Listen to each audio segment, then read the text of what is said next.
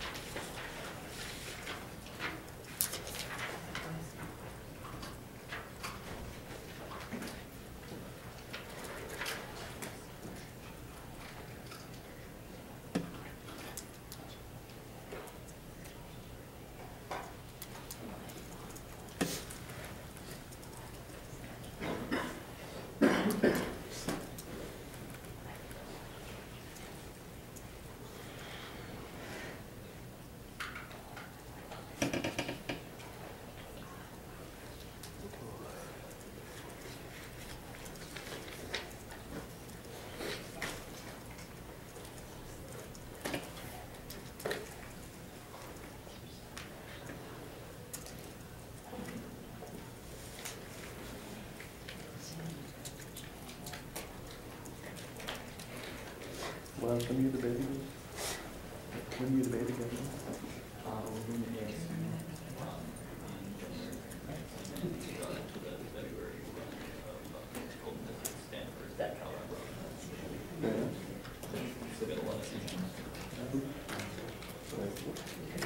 I saw y'all were initially in the NBA, weren't you?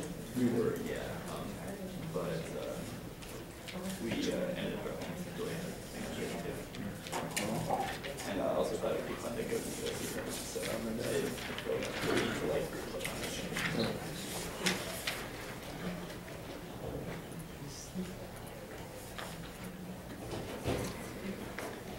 Did you see the class? They used to be my favorite tournament. Yeah, I went last year and I watched Wake Forest, Woodby, and Ian Miller versus Harvard DT. Right. And Post versus Pleasant Health. Awesome. That was a pretty good one. Good for your class, Mr. Meyers, Levy.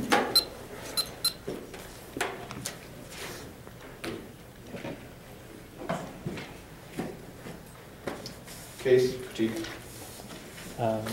We're still missing the amount. I'll go with that one.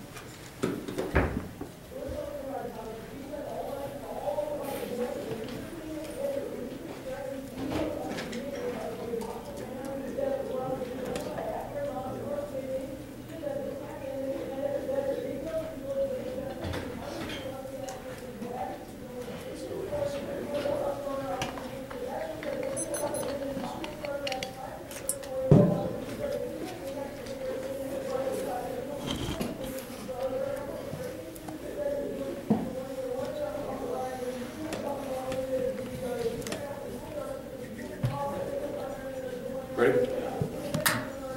Okay. Oh, case number. Sorry.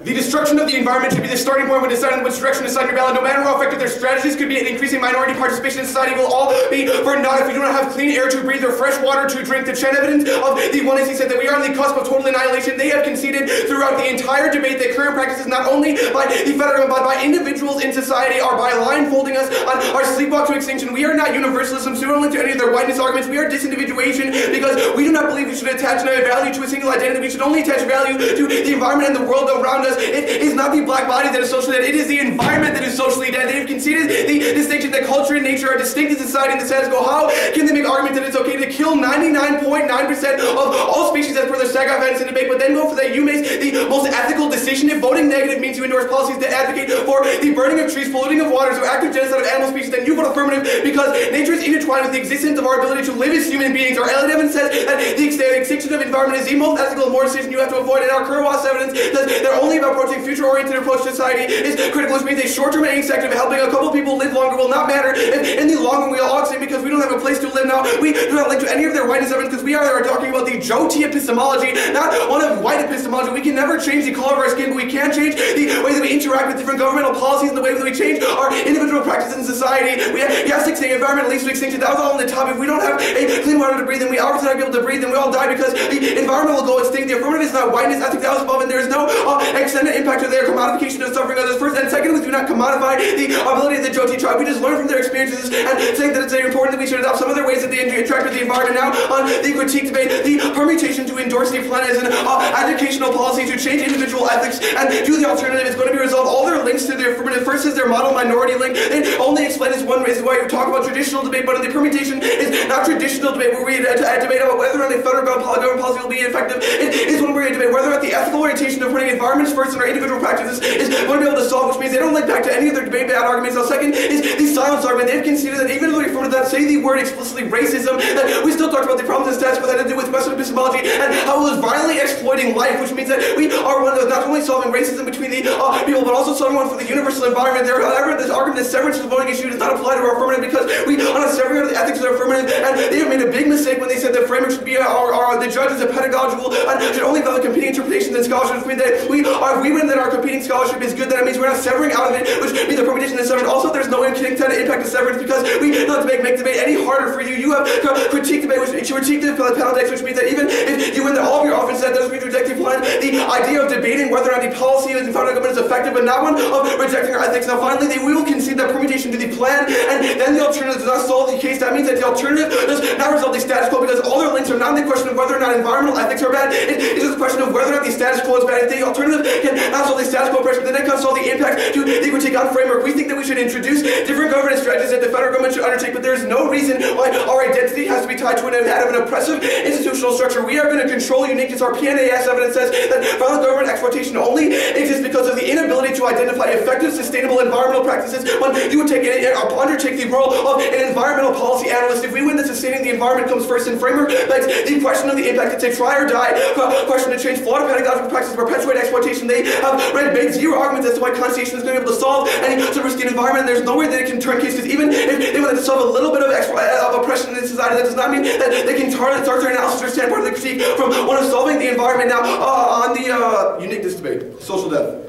If we want to risk that blackness is not socially dead, then we control the impacts of the critique because the natural perspective and the indigenous perspective are socially dead, and our reformist effect does not cause resurrection. Losing the thesis stem of the critique means they cannot access their federal government link, which is the only link the permutation is. So now, first, the black body is not socially dead. First is the kept cultural background. They continue to teach, play music, continue to diversify their communities throughout American history. Look at the Harlem Residents. Our evidence gives 3 different empirical examples of how the black slave body did not merely subject themselves to white oppression. They rose up and tried to parse out their place in society. Second is that they resisted slavery at every turn. They continued to educate themselves. They stole from the white supremacy, and they slowed to work down. They were outright rebellions that often that they would not be obvious in modernity and refused to be any tools, which means that it turns the entirety of critique and makes it create a self-fulfilling process. In a world where the black body believes that they have no chance to break down oppressive structures, it means that they believe that they have no chance to change the government situation. We do not. We probably believe that at some points the government is not ethical, but that we have to concede the argument that it is still inevitable. They are going to do things like drill oil and do things that are terrible like deforest. That means that we must write to our Congress. We must do everything we can in and our possibility to try to change, and also their binary thinking across like race war, that whiteness is always going to win out against other minorities, which means that it's only a question of, what's up? The starting point of the 1AC is the environmental ethic, not of the government. Starting point of the 1AC is the environmental ethic, not the government. Even if they win a link to the plan X, does not mean they're winning a link to our ethical advantage.